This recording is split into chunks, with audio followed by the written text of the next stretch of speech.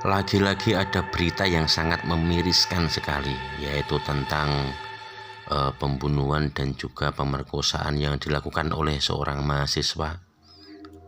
Dan ternyata korbannya adalah anak dari pejabat Gubernur Pegunungan Papua.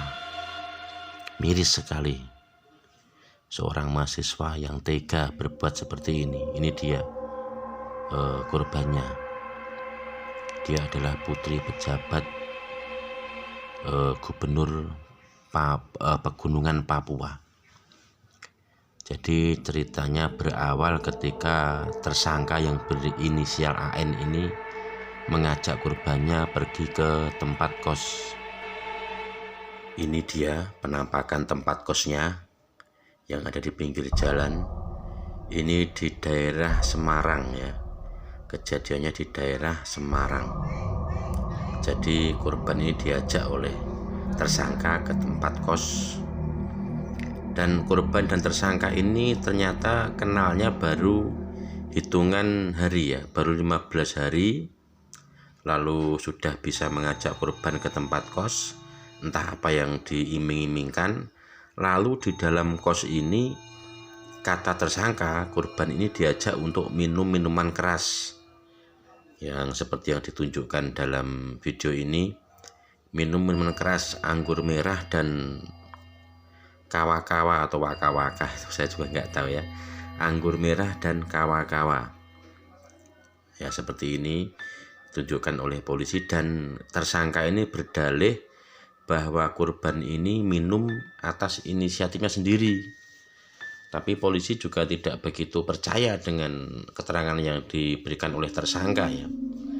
Nggak mungkin ini katanya ini, soalnya kata teman-temannya korban ini orangnya pendiam. Mungkin dia dicekoki ya. Dari keterangan teman-temannya korban ini pendiam. Jadi mungkin dia kena bujuk rayu dari tersangka, diajak ke tempat kos, lalu dicekoki minuman keras, atau mungkin ya untuk menghilangkan buktinya, mungkin si tersangka ini mabuk sendiri, lalu setelah itu dia memaksa korbannya untuk melakukan hubungan badan. Karena korban menolak, akhirnya tersangka ini kemungkinan memaksa ataupun memperkosa korban, yaitu yang ternyata adalah anak dari pejabat Gubernur Pegunungan Papua.